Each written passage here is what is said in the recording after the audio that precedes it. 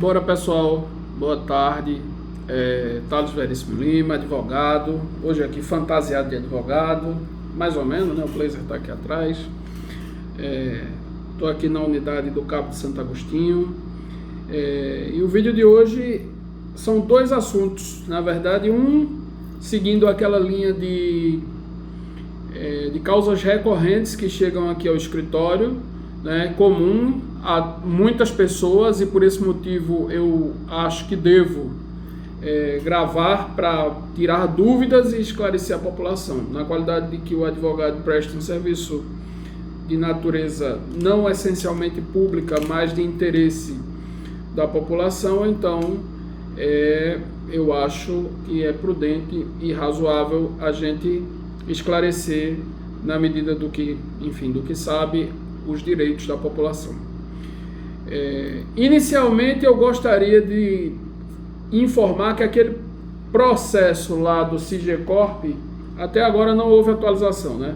Foi prometido que, pelo soldado ontem, que seria levado ao comandante, ou enfim, ao mantenedor lá do Sigecorp, na 7ª RM, mas efetivamente, e que seria atualizado meu cadastro ontem, mas efetivamente não foi. Mas o que eu queria falar não era isso. Esse assunto eu vou retomar amanhã à tarde, né? Todo dia eu vou de manhã. Amanhã, na quinta-feira, que é o último dia de atendimento da semana, eu vou na parte da tarde. Talvez eu consiga falar diretamente com a pessoa que altera o sistema.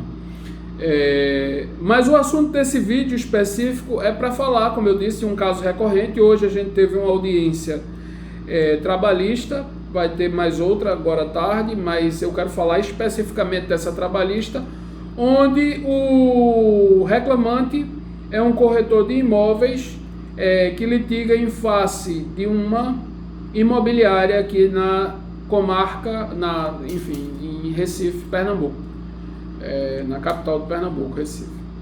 E o primeiro desafio desse processo não é uma reclamação simples, onde há vínculo empregatício. Na verdade, o primeiro desafio desse processo é justamente esse: constituir o vínculo empregatício, né? Para isso, há que se demonstrar 4 requisitos essenciais. Essa questão do reconhecimento de vínculo, muita gente trabalha na modalidade onde popularmente se conhece como clandestino, né? Clandestino é uma empresa ou uma outra pessoa que coloca alguém para trabalhar com os vínculos, com as características e requisitos de vínculos empregatícios, mas efetivamente sem assinar ou fazer qualquer contrato de vinculação com a natureza de vínculo empregatício, mas sem o contrato ou a formalização de vínculo empregatício. Então,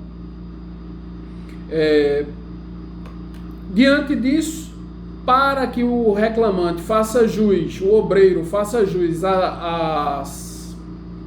às verbas trabalhistas, há obrigatoriamente e inicialmente a necessidade do reconhecimento do vínculo empregatício, né? E como eu disse, para que haja reconhecimento desse vínculo pelo magistrado, pela Justiça do Trabalho, é necessário demonstrar 4 requisitos. O primeiro deles é a pessoalidade. A pessoalidade, nesse requisito, determina-se que a pessoa, que é aquela vaga de trabalho, que aquelas funções exercidas da empresa sejam obrigatoriamente desempenhadas por uma pessoa específica. Em linhas gerais, o funcionário não pode determinar que aquela atividade, ou pode alternar entre outra pessoa, pode alterar por quem aquela função seria desempenhada. Ou seja, a atividade deve ser desempenhada por aquela pessoa especificamente. Não pode ser substituído por outra pessoa.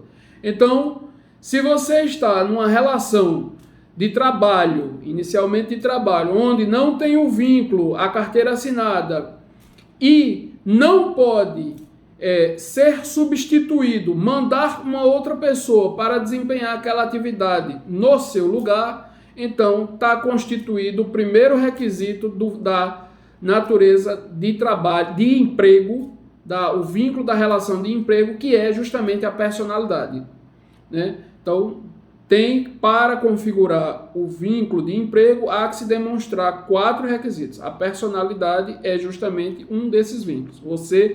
Aquela função deve ser desempenhada especificamente por determinada pessoa, sem a possibilidade de substituição por outra.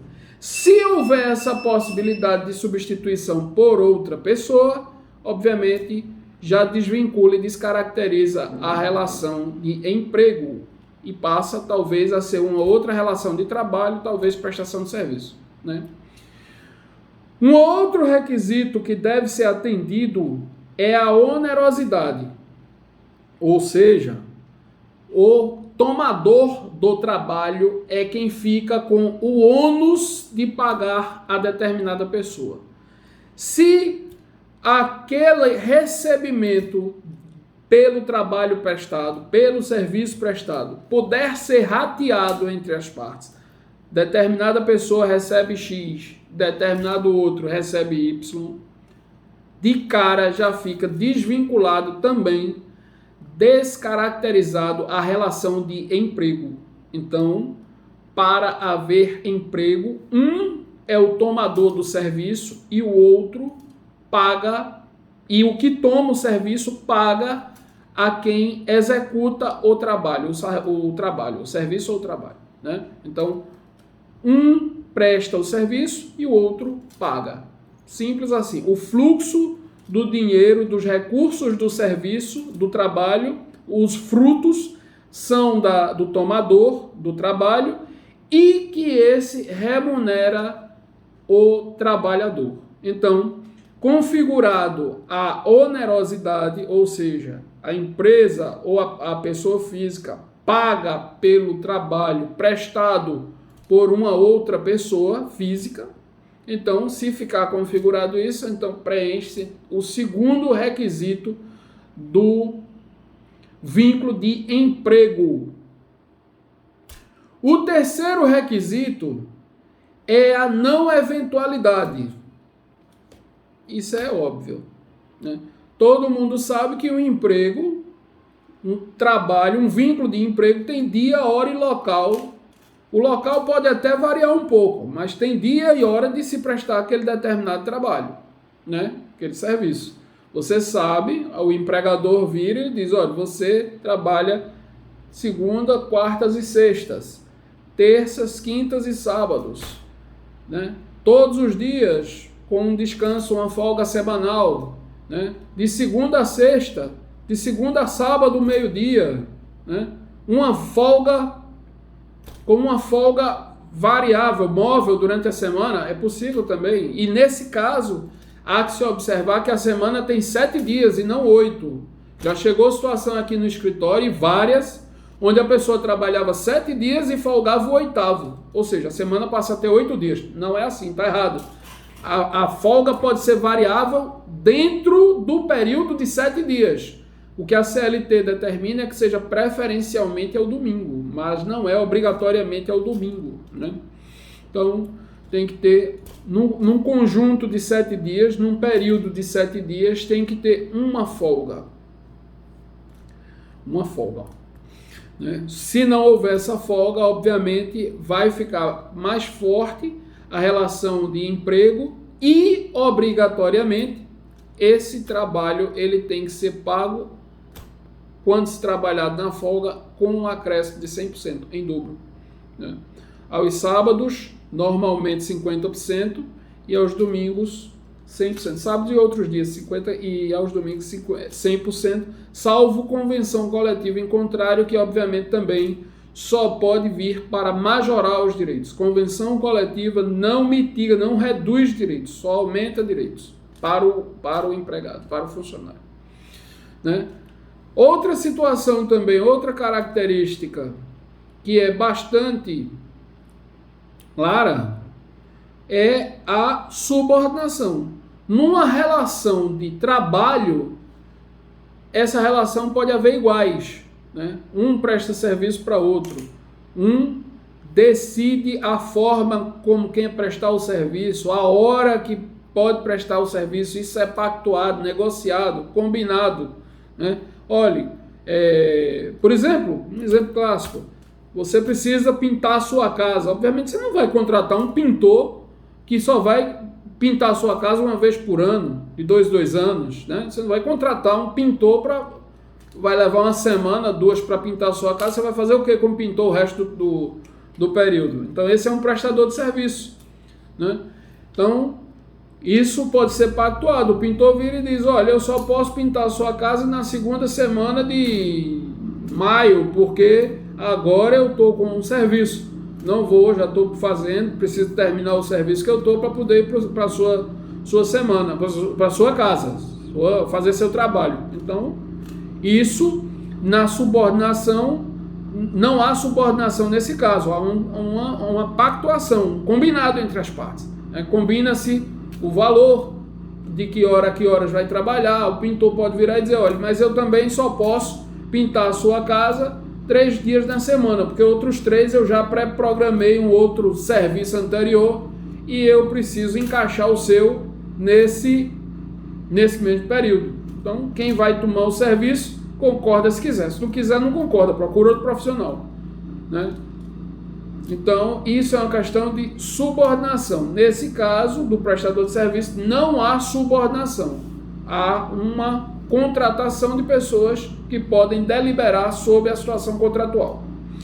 No vínculo de emprego, precisa ficar confirmado a questão da subordinação, né? O funcionário ele não tem liberalidade para decidir o dia que vai trabalhar, a hora que vai trabalhar, né? Fica pré-estabelecido. Olha, a empresa, ou aqui se for um trabalho doméstico, você começa a trabalhar às 7, vai até às 15 horas, vai até às 16 horas, começa às 8, às 9, vai até às 16, 18 horas, ou mesmo um trabalho noturno a partir das 22, e assim vai, né?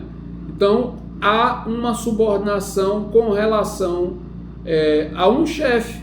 O chefe é quem vai determinar a escala de trabalho e o horário de trabalho e o local de trabalho.